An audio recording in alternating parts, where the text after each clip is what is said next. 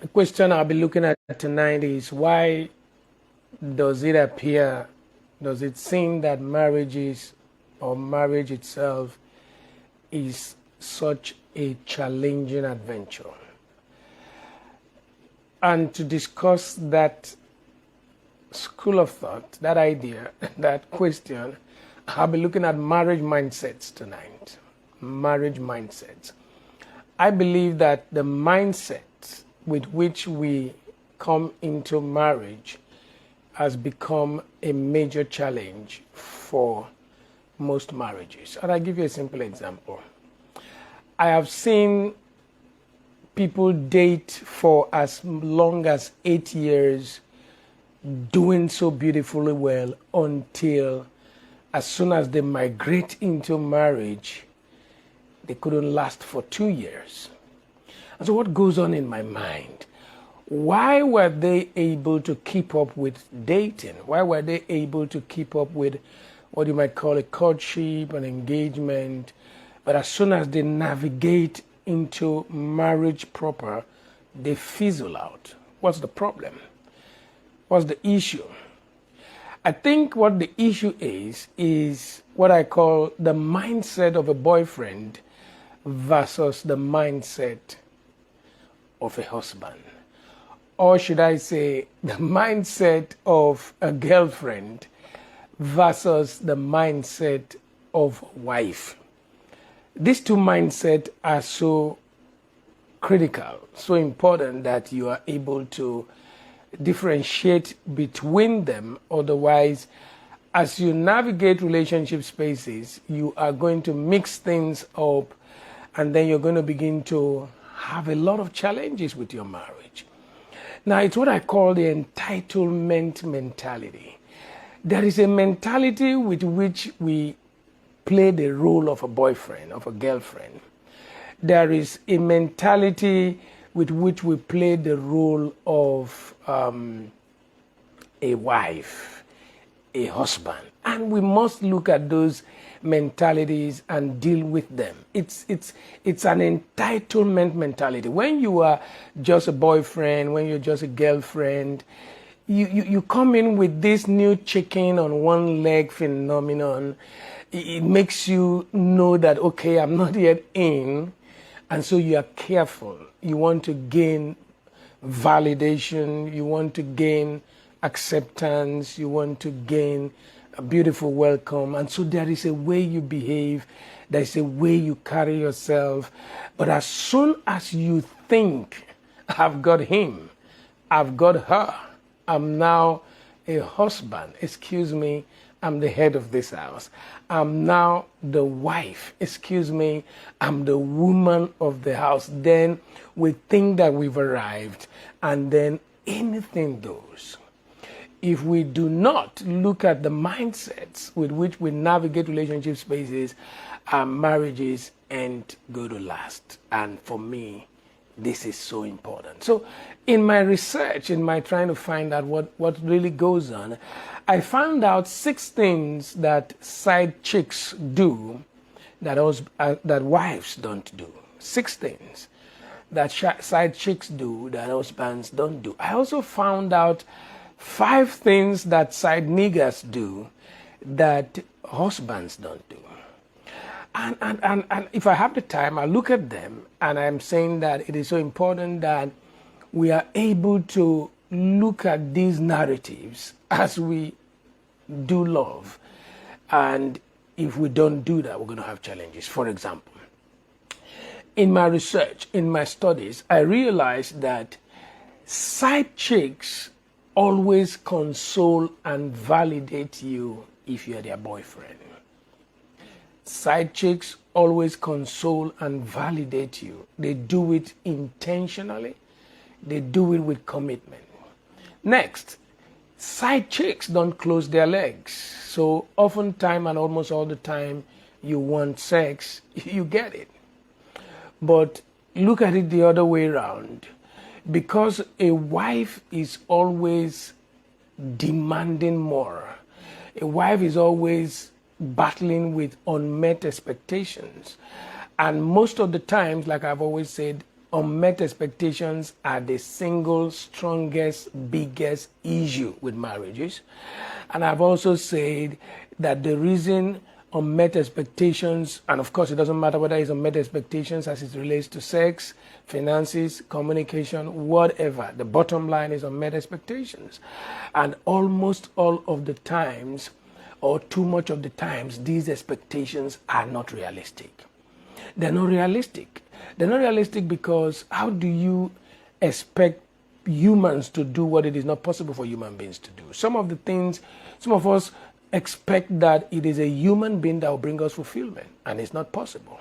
And even when our expectations are humanly possible, we do not realize that the individual from whom we are expecting this fulfillment may not have the capacity, may not have the competence, may not have the character, may not have the compassion, and may just not have the competence to be able to provide that fulfillment that we demand from them. And so the wife is always battling with unmet expectations and demanding for more and never grateful for what she has. Then the wife now thinks she's the woman of the house, and oftentimes she can genuinely, even when she has good excuses, genuinely, repeatedly close her legs. The side chick doesn't always do that, because sometimes the side chick is trying to gain ground. It's trying to find validation and acceptance. And then the next thing you see that the side chick, in my research, I found out that they cook and they feed their boyfriends committedly without excuses. Then sometimes you also find that, and I'm not saying that wives don't do that. Number 4, side chicks give when needed. Number 5, side chicks are men pleasers. They will do anything to please you. They will do anything to have a space in your life. And number 6, profoundly, you also realize that oftentimes, because of the side chick's proclivity to want to be received into the new space, she acts in ways that his mother loves her. She's so friendly, she's so welcoming. Does she change after marriage? That's what I'm saying. Now that she's a side chick, there is a way she functions that makes her welcomed. But as soon as she puts on the crown of a wife, then her attitude changes to something else, and then the whole business is out of the way. There's something side chicks do that make men continue to maintain a side chick in spite of a wife. Now listen. Now, these facts came out from men who keep side chicks. These are some of the reasons they gave. Yes, I know what you're thinking. They don't have excuse. Of course, those who cheat or who want to cheat will always find an excuse to cheat. That's taken. That's a given. But then there are wife mindsets that make men cheat. Unless we check them out and put them in the proper places, we're going to continue to have these challenges. This is my opinion. I saw it somewhere. If she can take your husband from you, then trust me, she can teach you how to keep him. I repeat, if she can take your husband from you, then she can teach you how to keep him. I think that we need to review the mindset, this entitlement mindset. This entitlement mentality. I'm the head of the house, so it has to be this way. I'm the woman of the house, so it has to be that way. If we don't check all the mentality, we're going to mess things up before we have the opportunity to get things going. I also find out about 5 things that side niggers do that most husbands don't do. And I'm not saying they are right or not right. I'm just pointing out facts that I was able to gather. Number 1, side niggers are easily satisfied and they enjoy the time allocated to them. No more, no less. They manage what they are given because they know there's a woman in the life. There's a man in the life of the woman. She's a married woman, but they're still doing stuff with her. And so they're willing to take whatever is available. No whining. They know their place. They respect themselves and take what's available. Mindsets. The next thing that happens is that side niggas are good listeners. No, they're good listeners. As a matter of fact, that's their primary responsibility. So sometimes she may rant about a partner, she may complain about a partner. All they do is listen and drop the occasional, hey, yeah, pele. They just do that. They don't even as much as make any comment attacking the main nigga. They just make sure they just do what it is they came to do and get away. That element of control is not there too many times. One of the challenges we have in marriages is the proclivity. A lot of us are control freaks. It could be the man, it could be the woman, and that's what I'm talking about. The wife mindset, the husband mindset has too much of control element, wanting to have so much more than is obtainable. There is nobody, I don't care whether it's the man, I don't care whether it's the woman, there's nobody that will be comfortable in an atmosphere when their partner is controlling. You always want to decide what happens. You want to be the one that pulls the shot. Then you're going to have problems. Number 3, side niggas follow the rules. So the rules are there. You're having extramarital relationships with a woman that is already married. And so there are laid down rules to follow. They follow the rules. In fact, one of the golden rules for side niggers is that you never catch feelings. We're here for this, you will do that stuff, and that's it. If you catch feelings, then what you see is what you get. That's the golden rule. And side niggers have a way of following the rules because they know that's what is available. We're talking about why marriages have so much challenges, and the point here is mindsets. Number 4, side niggers don't ask stupid questions. You don't go there and ask, what are we? Nobody does that. You stay within the boundaries, you stay within the limits. Like I already said, number 5, side niggers are not controlling. They are never, ever going to confront the main nigger. Now, that's the mindset with which side niggers function. And that is why you see that whether it's a relationship, extramarital affairs, a relationship between a married woman and a guy, whether it's an extramarital relationship between a man and a side chick, or whether they are 2 boyfriends, you realize that some of the times these relationships will last. But as soon as they navigate and switch over into marriage proper, and this, I'm the head of the home mindset, I'm the husband, I'm the wife here, sets in, then this feeling of entitlement comes in and messes up everything. Listen to this. Like I said, those who want to cheat, they're going to always find an excuse to cheat. If you're looking for a reason to cheat, you're going to find one. The key thing here is that there are husband mindsets that are messing things up. Like somebody said, and I agree with him, he said, for every marriage that is 2 weeks old, there is enough grounds for divorce. What you need to keep doing is to keep looking for grounds to maintain the marriage. Because if you're looking for divorce or reasons to divorce, you're going to check out. These are a few things I want to recommend. Number 1, we need new mindsets if we're going to enjoy marital bliss. Number 1 is a servant mentality. Listen, marriage is a platform for service. That's what it is.